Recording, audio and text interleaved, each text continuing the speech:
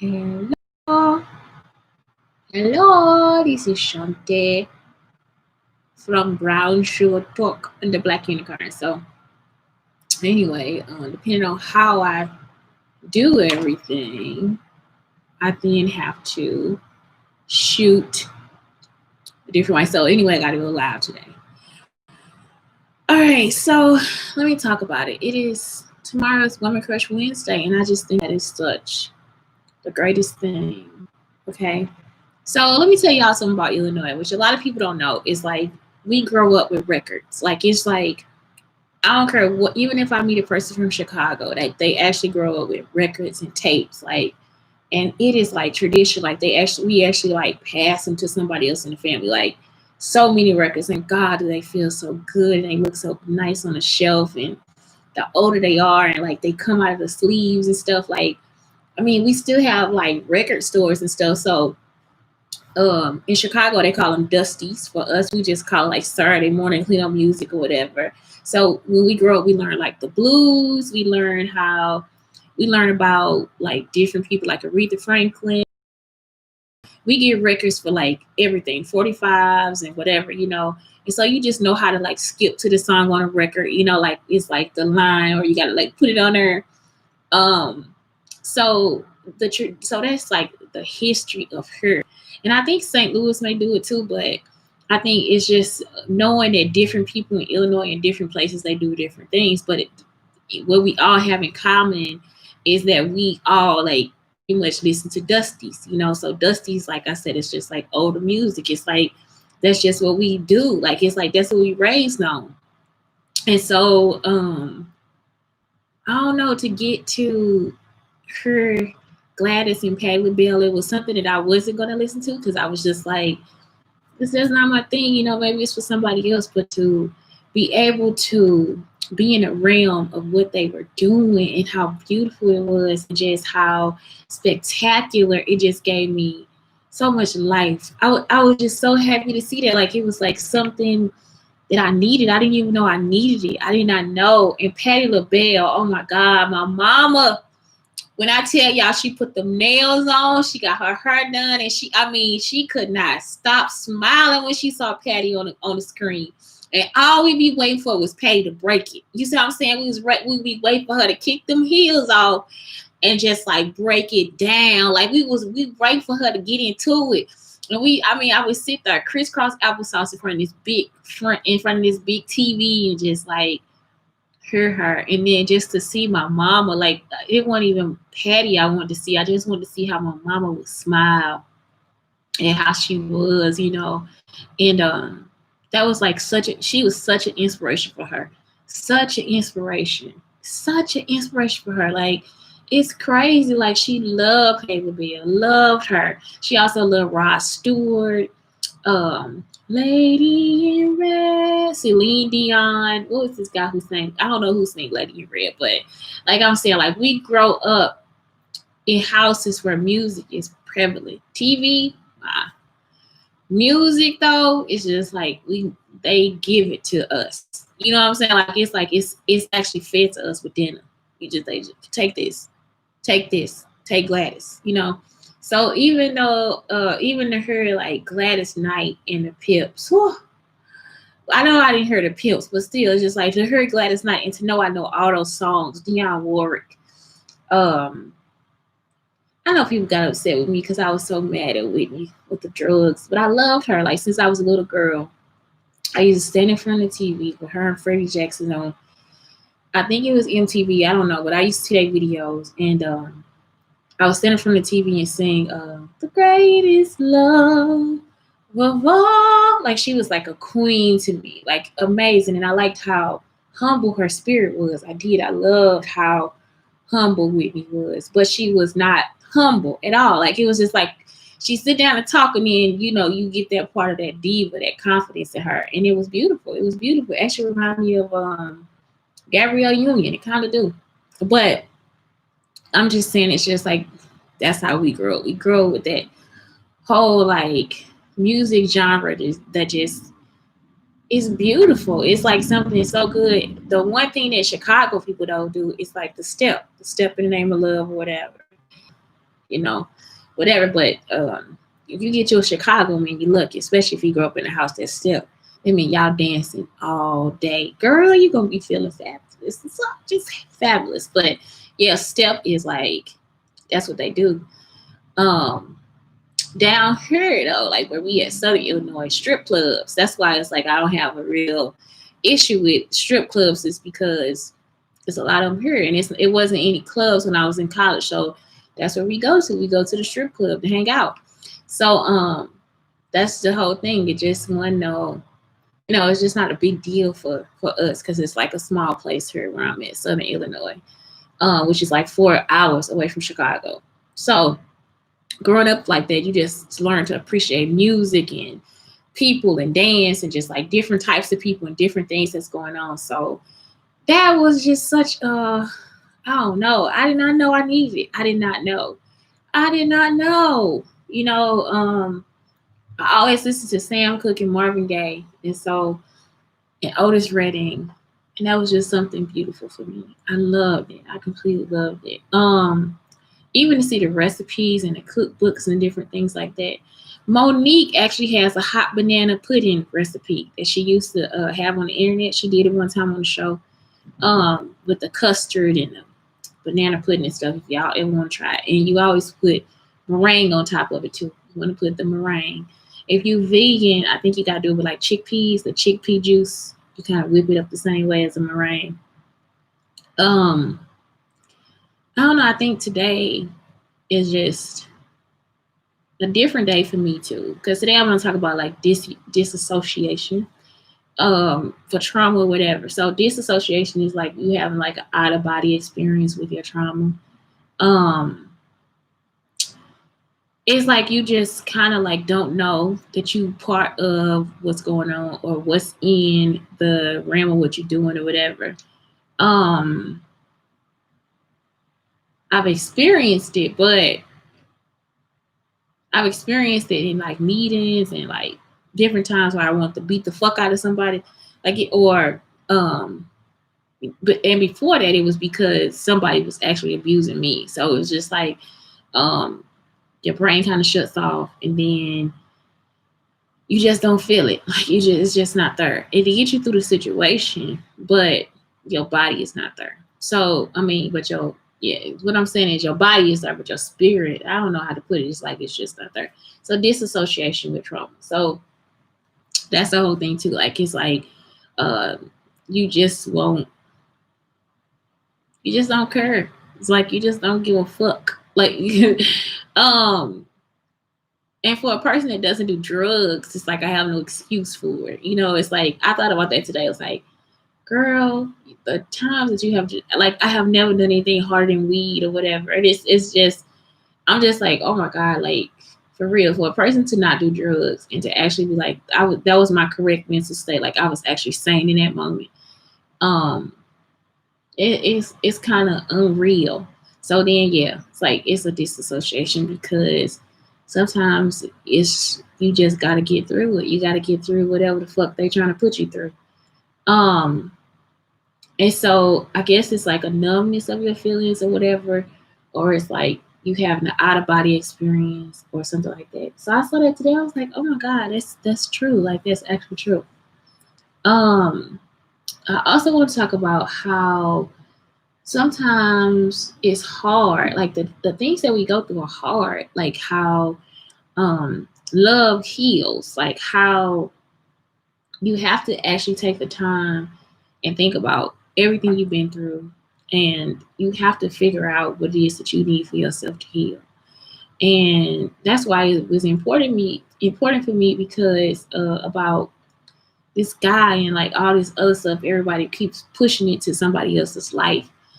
The first thing that I thought about was it's like how this person had to have been defined a certain way. So the pressure that we put on people in different realms of everything, like we put pressures on people in politics and we put pressure on people in school settings and different things like that, because then people can lose their jobs depending on who they are and what they do.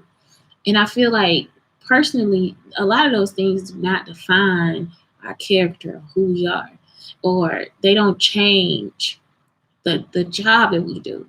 And that's what I'm trying to really hit home on. And then I also thought about, why don't people think about discrimination before they start to ridicule? Like, am I discriminated?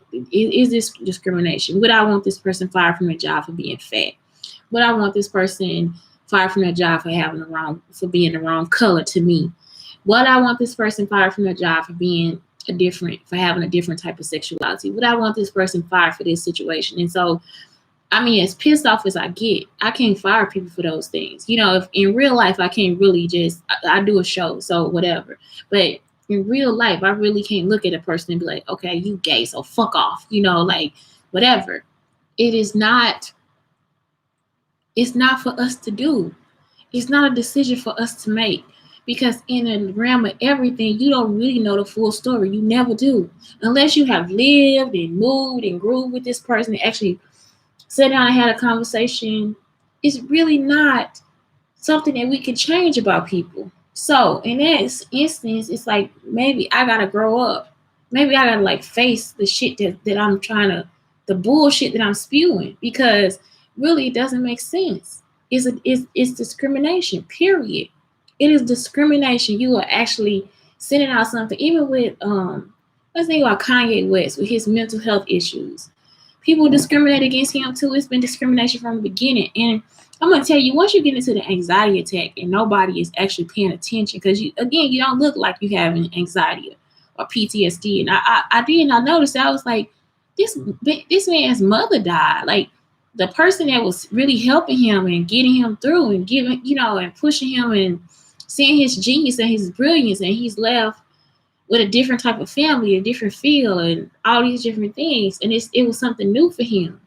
So in the middle of anxiety, or I don't have bipolarism, but I'm just saying, like, in the middle of whatever situation, it's like a flustering or heat or something. And like I said, when you get to that high feeling, you could be like almost manic. Like, it's like you don't really know what you're doing. You're just typing and saying things, and a lot of it you can't control. You can't control some of the stuff that you're doing. So for him to be going through all those things and not have something to anchor him or pull him down, that's something that we have to think about. And so it was so many just comments and different things like that, just spewing out this hate. And it's like, well, why would you do that? Why? Like, have you ever had loss? And I think that was coming from like a lot of younger people. And so it's like, we have to start to really think about before we put everything out there, like, is this discrimination? Like, am I really discriminating against you? Do I really know enough about you to put this out there?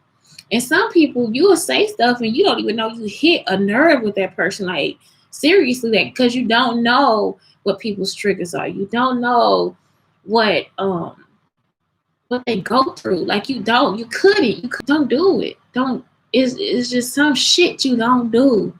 And I hate the boldness of it. I hate that people feel like I have to get a story, or I have to be as bold about it, or whatever. I really wish that in this time that we get more than enough people to start to have some type of compassion. And what I'm saying is, I'm not saying a lot of people. I'm not saying don't express yourself or how you feel. I'm just saying, start to recognize that you too have things that you'll go through too. And when you have those things you go through too, are you going to want somebody to be like, just get the fuck over it? Or are you going to want somebody to be there for you? And so I say, yeah, you probably want somebody to be there for you. So then, therefore, try to be there for somebody else. It's not always as clean and clear as you think it is. It's not. It's not. I feel like in life, I have been blessed, like truly blessed, to be a person that recognizes people and feelings and how they feel and how they are. And not only that, I also been blessed to have people that will recognize that, y'all, oh my God, I got to kill a roach. Lord God. I also been able to recognize that people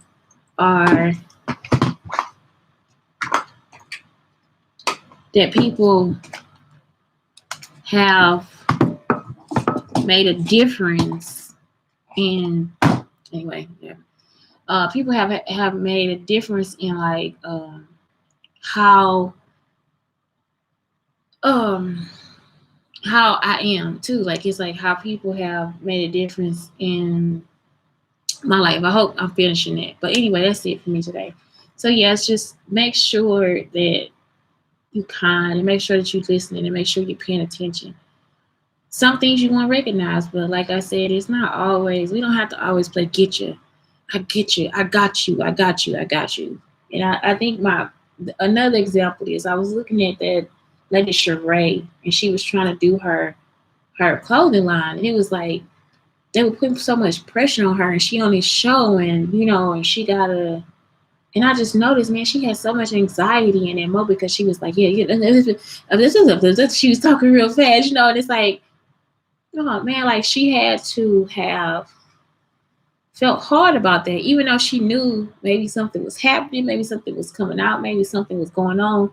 But it was like she had to be like more than what she thought she was. And it's like that's not what life is. Not life is not money. Life is not trying to impress all these different people and do all these different things because ultimately in the end, it's just not gonna matter to you anyway.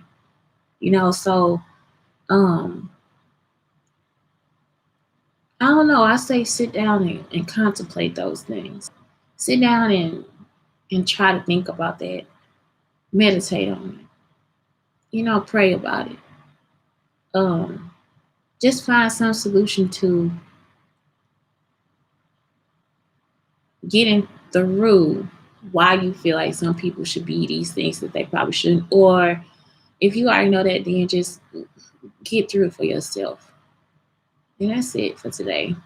I think that's it. Like, if anything, I can look at Patti LaBelle and Gladys Knight and just be like, thank you, God. Thank you for every ounce of music that they gave to us. Thank you, Patti, for inspiring my mama.